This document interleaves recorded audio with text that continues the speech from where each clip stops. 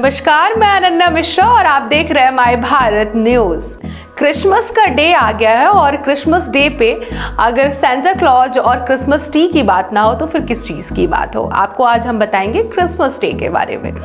Christmas day का बेसब्री से इंतजार सभी को रहता है और इस क्रिसमस डे पर सभी लोगों को जो आकर्षक का केंद्र होता है वो होता है क्रिसमस ट्री। आज हम क्रिसमस डे की शुरुआत कब से हुई, क्रिसमस ट्री का इतिहास क्या है, इन सभी विषयों पर आपको बताएंगे। सबसे पहले आपको हम बताएंगे कि ईसाइयों का ये एक महत्वपूर्ण और बहुत ही ज्यादा पवित्र पर्व होता है जिसे वो बड़ा दिन भी कहते हैं और प्रतिवर्ष 25 दिसंबर को प्रभु ईसा मसीहा के जन्मदिन के रूप में संपूर्ण विश्व में ईसाई समुदाय के लोग विभिन्न स्थानों पर अपनी अपनी रीति रिवाजों, अपने अपने परंपराओं और श्रद्धा के साथ, भक्ति के साथ मनाया करते हैं।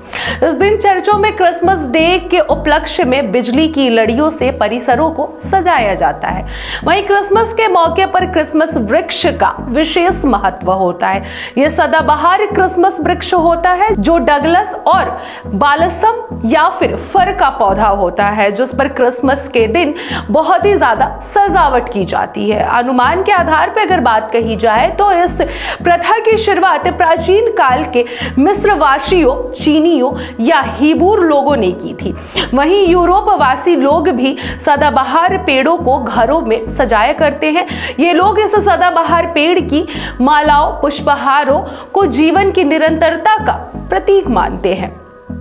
उनका विश्वास था कि इन पौधों को घरों में लगाने और सजाने से बुरी आत्माएं दूर रहती हैं। अब हम आपको क्रिसमस ट्री के बारे में बताएंगे। इस ट्री की शुरुआत पश्चिम जर्मनी से हुई थी, जो मध्यकाल के एक लोकप्रिय नाटक के मंचन के दौरान ईडन गार्डन को दिखाने के लिए फर के पौधों का प्रयोग किया गया था, जिस पर सेब लटकाए गए थे। इस पेड़ को स्वर्ग वृक्ष का प्रतीक भी दिखाया गया था। उसके बाद जर्मन के लोग 24 दिसंबर को फर के पेड़ से अपने घरों को सजावट करनी शुरू कर दी थी और इस पर रंगीन पन्नियों, कागजों और लकड़ी के तिकोने तख्ते को भी सजाया करते थे।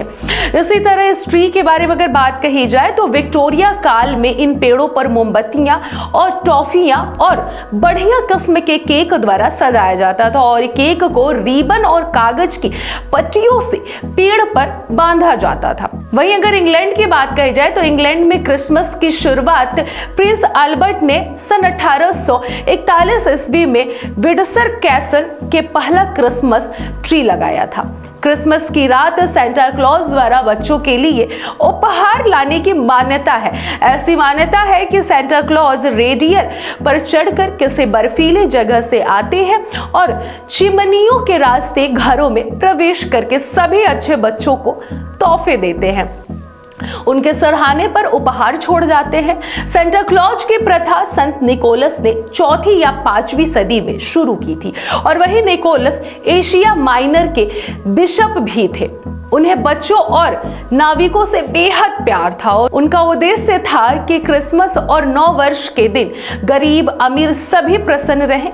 उनकी सद्भावना और दयालुता के किस्से लंबे अरसे तक कथा और कहानियों के रूप में चलते आ रहे हैं। एक कथा के अनुसार उन्होंने कॉन्स्टेंटाइनर प्रथम के सपनों में आकर 3 सैनिक अधिकारियों को मृत्यु दंड से बचाया भी था। 17वीं सदी की बात कही जाए तो इस सदी तक दयालु का नाम संत निकोलस के स्थान पर सेंटा क्लॉज हो गया था और इस सेंटा क्लॉज का यह नाम डेनमार्क वासियों ने दिया था। अभी के लिए बस इतना ही। देखते रहिए माय भारत न्यूज। देश का सबसे बड़ा राज्य उत्तर प्रदेश, देश की राजनीति का सबसे बड़ा अखाड़ा, माय भारत बनेगा आम जनता की आवाज। अब होगी हर खबर की जमीनी पड़ताल। जुड़े रहिए सिर्फ माय भारत के साथ।